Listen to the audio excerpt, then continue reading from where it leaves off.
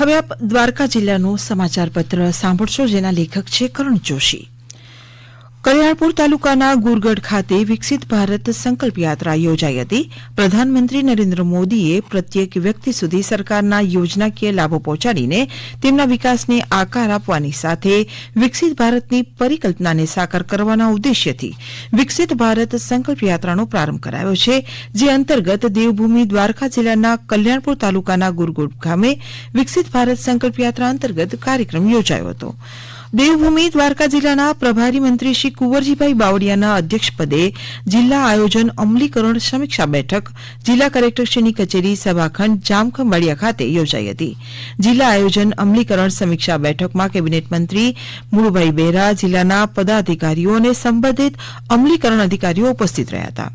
સમીક્ષા બેઠકમાં વિકેન્દ્રિત જિલ્લા આયોજન કાર્યક્રમની વિવિધ જોગવાઈઓ હેઠળ વર્ષ 2023-24ની જિલ્લાની કુલ જોગવાઈઓ પૈકીની બાકી રહેલી કામગીરીની સમીક્ષા કરવામાં આવી, તેમજ વર્ષ 2023-24 વહીવટી મંજૂરી આપેલ કુલ 226 કામો અને એટીબીટી યોજના હેઠળ વહીવટી મંજૂરી આપેલ કુલ 101 કામોની કયા તબક્કે કામગીરી ચાલી રહી છે તે અંગેની સમીક્ષા કરાઈ હતી.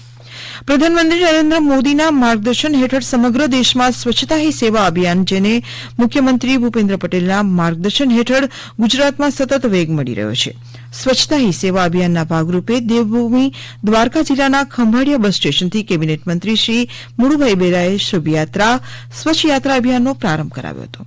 આ પ્રસંગે કેબિનેટ મંત્રીએ મુસાફરોને સ્વચ્છતાનો સંદેશ આપતા જણાવ્યું કે આપણે જેમ આપણા વિસ્તારને ઘરને સ્વચ્છ રાખીએ છીએ, તે જ રીતે બસો તથા બસ સ્ટેશનને સ્વચ્છ રાખવા આપણી જવાબદારી છે. સ્વચ્છતા જાળવવાની જવાબદારી આપણા સૌની છે. દરેક બસમાં ડસ્ટબિન મૂકવામાં આવશે. વધુમાં કેબિનેટ મંત્રીએ જણાવ્યું કે જ્યાં ત્યાં ન થૂકવા અને ગંદકી ન કરવા ભારપૂર્વક અનુરોધ કર્યો હતો. સ્વચ્છતા અભિયાનમાં સૌ નાગરિકો જોડાઈએ અને અન્ય લોકોને પણ આ અંગે જાગૃત કરીએ તેમ તેમણે આહવાન કર્યું હતું. દેવભૂમિ દ્વારકા જિલ્લા સેવા સદન ખાતેના સભાખંડમાં સાંસદ પૂનમબેન માડમની અધ્યક્ષતામાં જિલ્લા ગ્રામ વિકાસ agency Devbhoomi Dwarka district development coordination and monitoring કમિટીની બેઠકનું આયોજન કરવામાં આવ્યું હતું.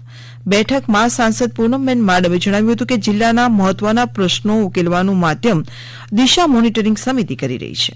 જિલ્લાને મૂંઝવતા પ્રશ્નો વિશે આ બેઠકમાં ફળદાયી ચર્ચા વિમર્શ કરીને ઝડપથી નિરાકરણ લાવીને જિલ્લાને વિકાસના માર્ગે આગળ વધારવા સૌએ સહિયારા પ્રયાસ કરવા જોઈએ, જેથી જનતાના પ્રશ્નોનું ત્વરિત નિરાકરણ આવી શકે.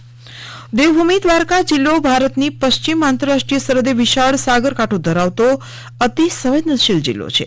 જિલ્લામાં 24 ટાપુઓ આવેલા છે, જે ટાપુઓમાંથી માત્ર 2 ટાપુઓ પર જ માનવ વસ્તી વસાહત કરે છે, જ્યારે 22 ટાપુઓ માનવ વસાહત રહિત છે, જે પૈકી નરારા ટાપુ માટે શરતોને આધીન પ્રાંત અધિકારી અને સબ ડિવિઝનલ મેજિસ્ટ્રેટની લેખિત પરવાનગી લેવામાંથી મુક્તિ આપવામાં આવેલ છે. નિર્જન ટાપુઓ પર ધાર્મિક સ્થળો આવેલા હોવાથી વિવિધ ધાર્મિક પ્રસંગે શ્રદ્ધાળુઓ અવરજવર કરતા હોય છે.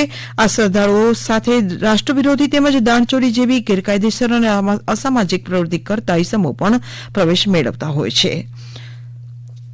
હમણાં જ આપ દ્વારકા જિલ્લાનો સમાચાર પત્ર સાંભળી રહ્યા હતા, જેના લેખક હતા કરણ જોશી.